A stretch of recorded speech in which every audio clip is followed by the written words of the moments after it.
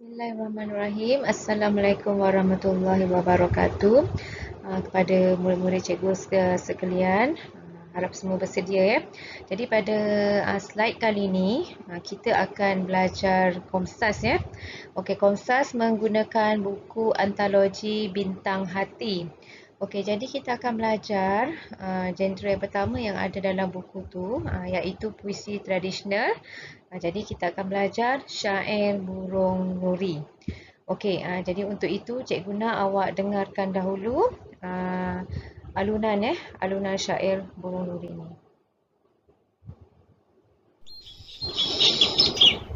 Syair burung nuri, irama hiasan, sebuah puisi tradisional, Komsas tingkatan 3.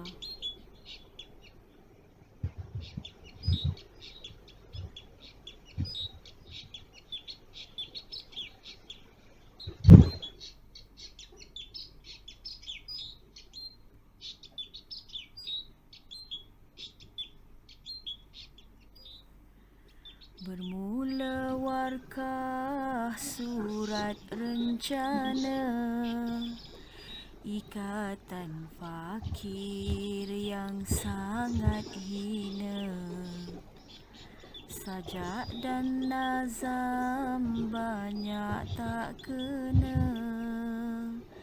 daripada pendapat kurang sempurna.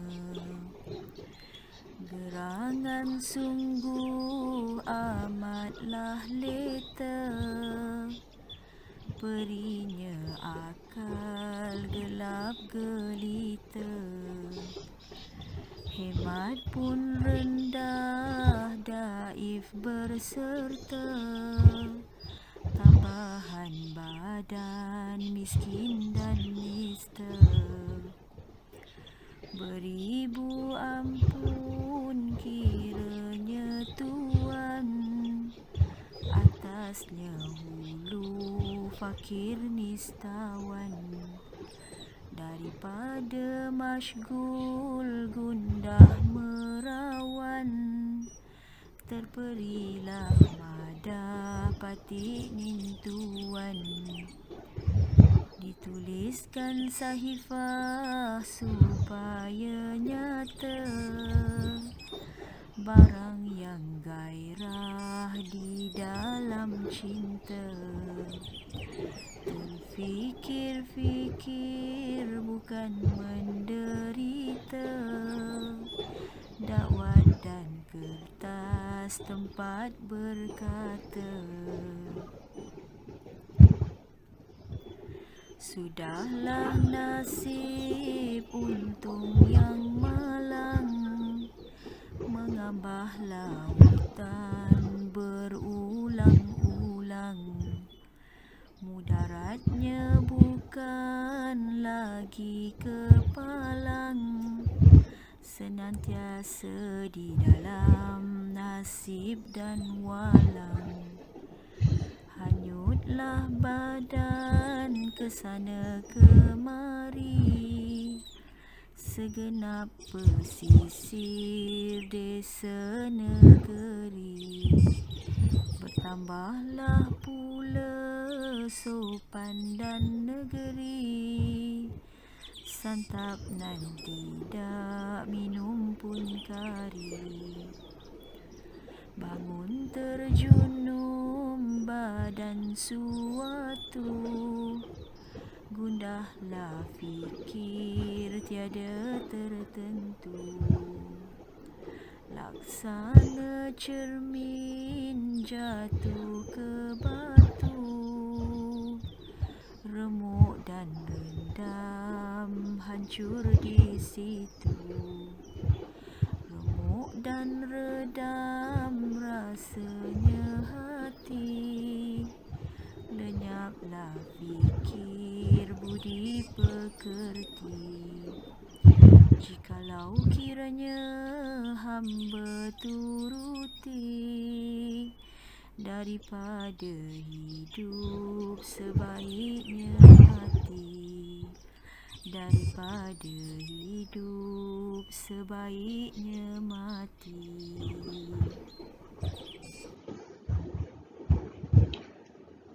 Okey, baiklah. Macam mana dengan alunan syair sebentar tu tadi? Okey, sedap kita dengar kan? Okey, jadi seperti biasa kita akan mengkaji Okey, syair Burung Nuri ni kita akan buat kajian daripada semua segilah.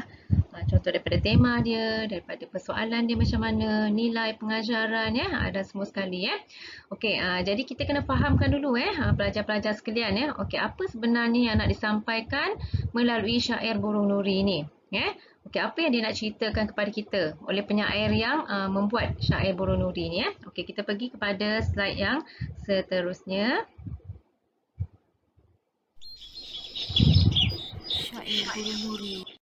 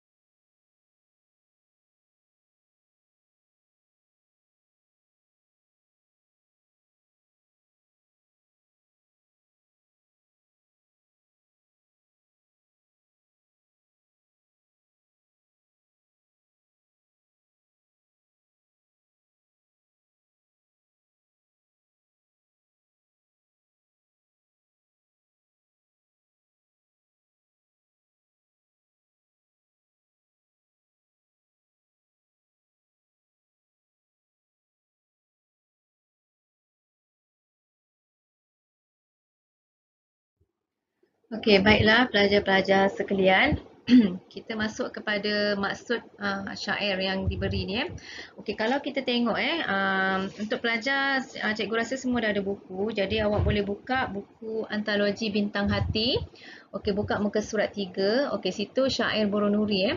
Okey, kalau kita tengok syair ni dia ada semua sekali dia ada 8 rangkap Okey, muka surat depan tu 4 dan belakang tu muka surat 4 tu. Muka surat 3, 4. Muka surat 4 tu ada 4 lagi di situ. Jadi semua sekali ada 8 rangkap.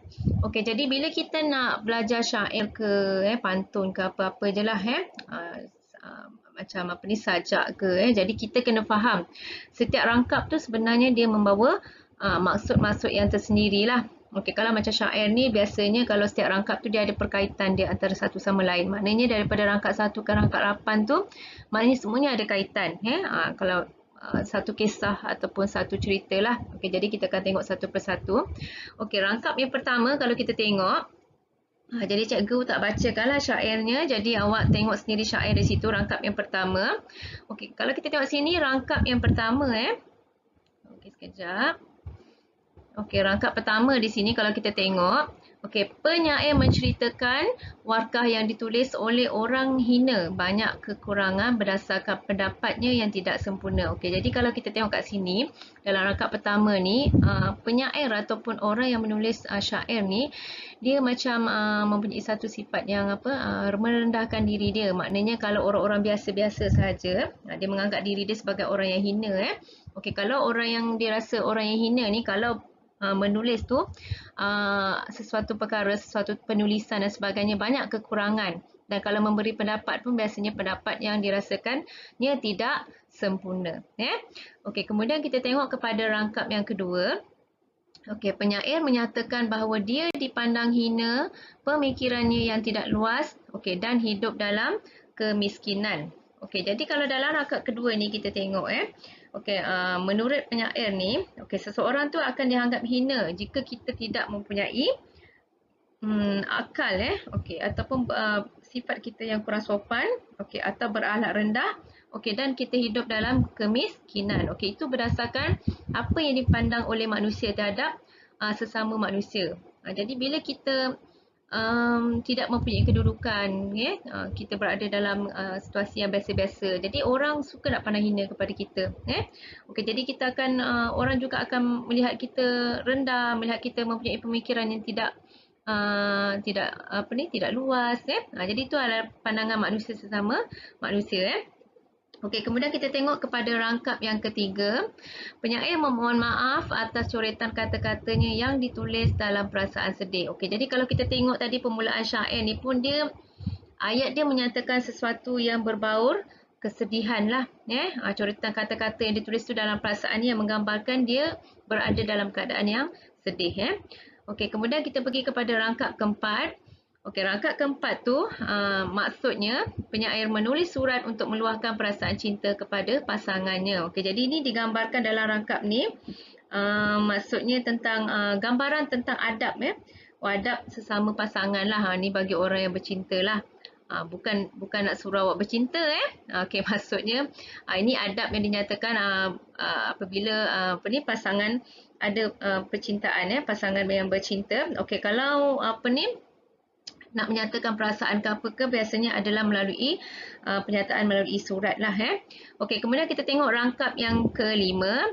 Okey, penyair menceritakan perjalanan hidupnya yang sering dirundung malang dan terpaksa menghadapi pelbagai pelbagai cabaran Okey, dalam kehidupan ni memang macam itulah. Jadi itu yang nak digambarkan oleh penyair ni melalui sajak ni lah Okey, jadi dia nak ceritakan hidup dia yang sering saja berada dalam keadaan yang tak berapa baik lah nasib dia dan menghadapi pelbagai cabaran dan juga rintangan dalam kehidupan dia.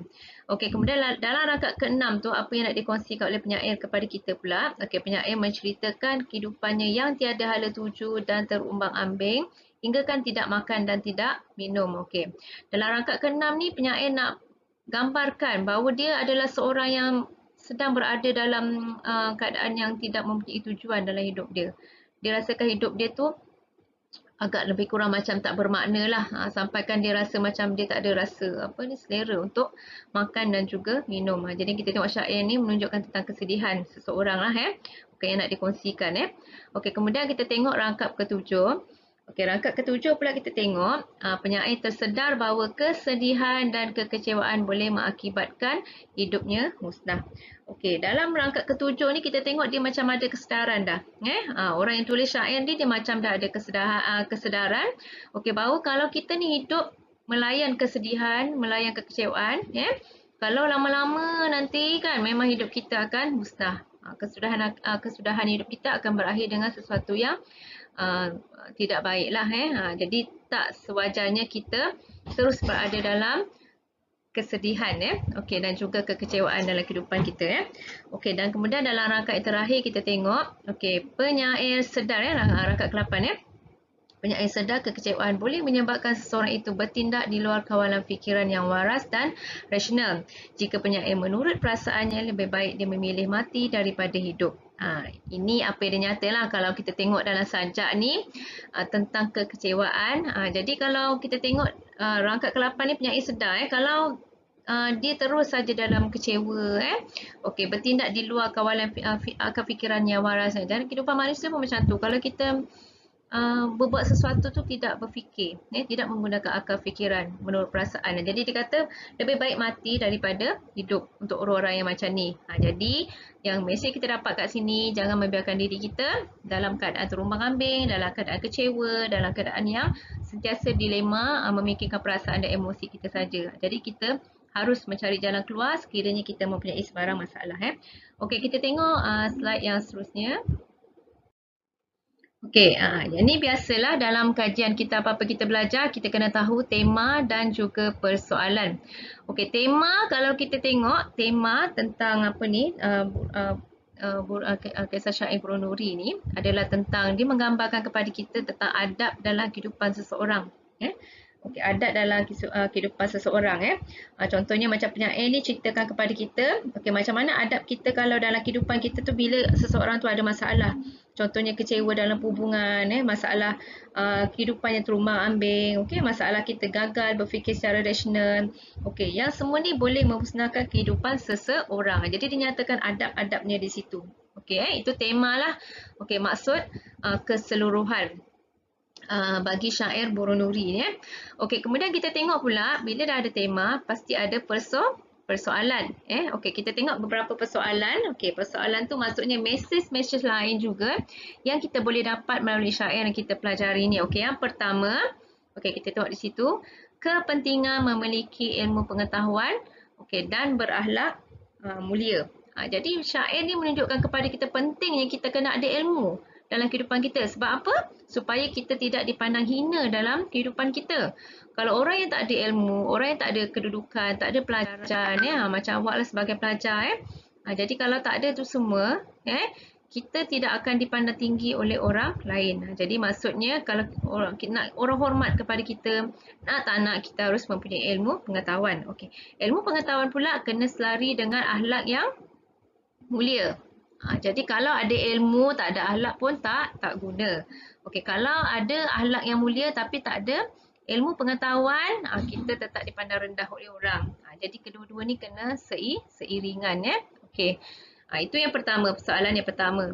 Okey, kemudian kita pergi kepada persoalan yang kedua. Okey, kekecewaan yang boleh merosakkan kehidupan seseorang. Okey, kalau kita tengok dalam syair ni tadi menunjukkan kepada rasa kecewa, rasa sedih sampai makan tak lalu, sampai buat apa-apa semua tak kena, sampai kan lebih baik mati daripada hidup. Itu gambaran perasaan kekecewaan yang kalau kita layan, kita lalui je hidup tu dengan satu rasa kekecewaan, tak kira lah apa-apa pun kekecewaan kita dalam hidup jadi dia akan merosakkan kehidupan seseorang Okey, kemudian kita tengok kebijaksanaan dalam mengawal diri ketika bercinta. Okey, ini adab percintaan lah untuk orang, bagi individu-individu yang sesuai lah. Kalau pelajar macam awak ni tak sesuai lagi berada dalam alam percintaan. Jauhkanlah benda ni Okey, tapi kalau orang-orang yang dah sewajarnya bercinta ni, kalau kita tengok dia juga menunjukkan kepada kita adab yang jelas macam mana ketika bercinta.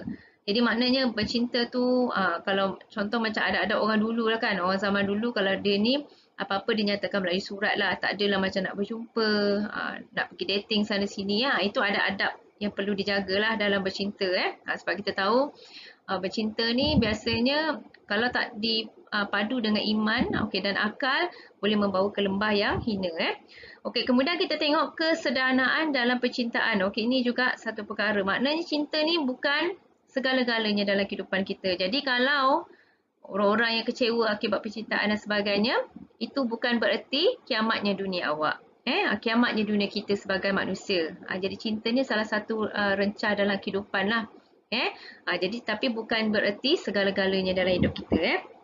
Okey, kemudian yang terakhir kita tengok rasional dalam berfikir dan juga membuat tindakan. Jadi syair ni juga menunjukkan kepada kita bahawa kita ni apa-apa kita harus rasional dalam membuat tindakan. Macam cikgu dah nyatakan tadi, kalau kita ada masalah, maksudnya jangan membiarkan masalah tu yang mengawal diri kita, tapi kita carilah jalan untuk menyelesaikan masalah tu. Kita lah yang kawal masalah tu, bukan masalah tu yang mengawal kita. Okey, dan seterusnya menentukan tindak tanduk kehidupan kita.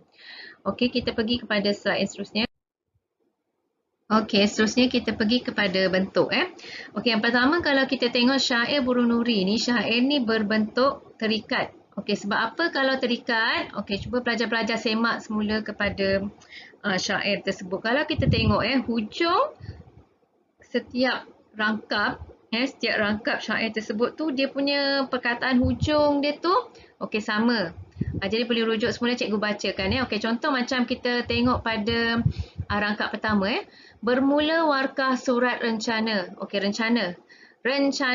Okey, belakangnya nah Okey, ikatan fakir yang sangat hina. Okey, belakang na juga. Sajak dan nazam banyak tak kena. Okey, kena jadi na juga di hujung dia.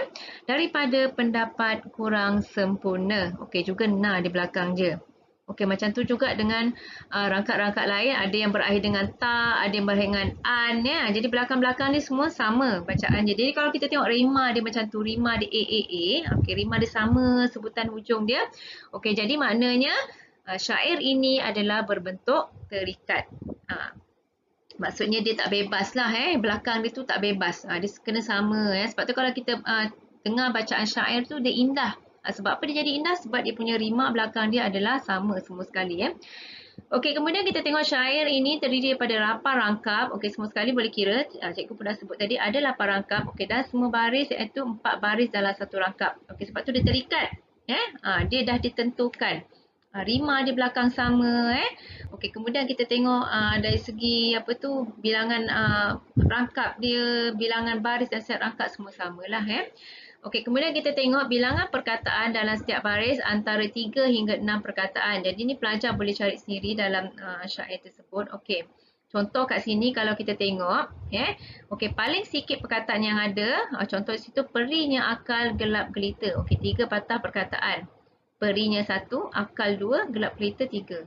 Jadi ni yang paling sikit yang ada dalam syair tersebut Okey, kemudian kita tengok yang paling banyak sekali. Okey, contohnya pada baris sajak dan nazam banyak tak kena. Okey, sini ada 6 patah perkataan 1, 2, 3, 4, 5, 6. Jadi antara perkataan situ kajian dari segi bilangan perkataan kita tengok antara 3 hingga 6 perkataan. Okey, kemudian kita pergi seterusnya bilangan suku kata. Okey, kalau tadi perkataan, okey sekarang suku kata pula.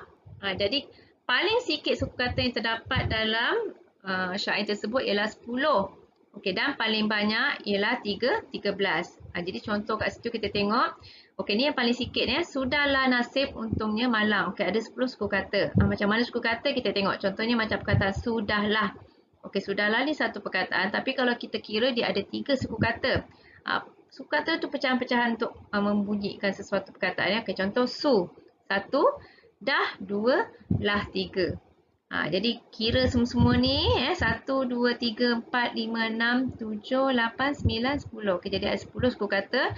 Okey, dan yang banyak sekali 13 suku kata. Jadi maksudnya dalam tu tak ada yang kurang daripada 10 suku kata dan tidak ada yang lebih daripada 13 suku kata. Ini contoh untuk 13 suku kata. Senantiasa di dalam nasib walang. Jadi kita boleh kira kat situlah 12 suku katanya. Okey, kemudian rima akhir. Ni rima akhir macam contoh cikgu cakap tadi. Okey, contoh diberi kat sini. Rima tu, ya kelasnya kita tengok bahagian hujung. Okey, kalau rima akhir maksudnya kita fokus ke bahagian hujung. Dia dari segi bunyi, dari segi bacaan bunyi. Kalau kita tengok sini, okey, bermula warkah surat rencana. Okey, belakang dia na. Okey, sama juga. Yang kedua, ikatan fakir yang sangat hina. Juga na kat belakang ni. Okey, jadi bila na ni, kita terus letak A. Okey, kalau yang kedua ni sama dengan yang atas, A lagi. Okey, kalau yang ketiga ni, na juga kan? Sama juga dengan yang atas tadi, yang pertama, A lagi. Okey, macam tu juga kalau yang keempat ni, na lagi kan? Dia sama juga yang pertama jadi dia akan jadi A semula. Jadi sebab tu kita tengok rima dia A, A, A, A. A, A. Sebab semuanya samalah. Kalau sajak, sajak dia bentuk dia bebas, bukan terikat. Contoh sajak, contoh lain. Kalau sajak kita tengok dia tak sama belakang. Jadi bila tak sama, rima dia akan jadi A, B, lepas tu mungkin A balik, lepas tu mungkin C pula, lepas tu mungkin D. Itu kalau sajak lah. Yang tu kita akan belajar seterusnya kalau bila kita jumpa sajak nanti. Okey, kita pergi slide yang seterusnya. Okey, habis dah pun sebenarnya. Okey, jadi sebenarnya banyak cikgu buat. Tapi cikgu potong sedikit untuk kesesuaian tempoh 1 jam setengah untuk kita belajar ni.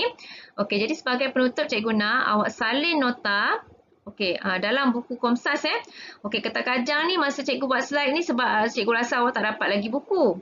Sekarang cikgu yakin awak semua dah ada buku. Jadi gunakan satu buku kecil Okey, buku kecil tu jadikan sebagai buku Komsas.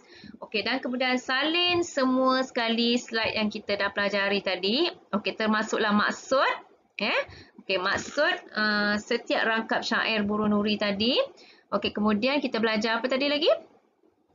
Kita belajar tentang tema kan. Okey, salin tema, salin persoalan dan akhir sekali salin bentuk. Okey, selamat membuat tugasan pelajar-pelajar. Semoga dirahmati Allah semua sekali. Okey, berjumpa kita lagi di slide-slide yang seterusnya Assalamualaikum warahmatullahi wabarakatuh.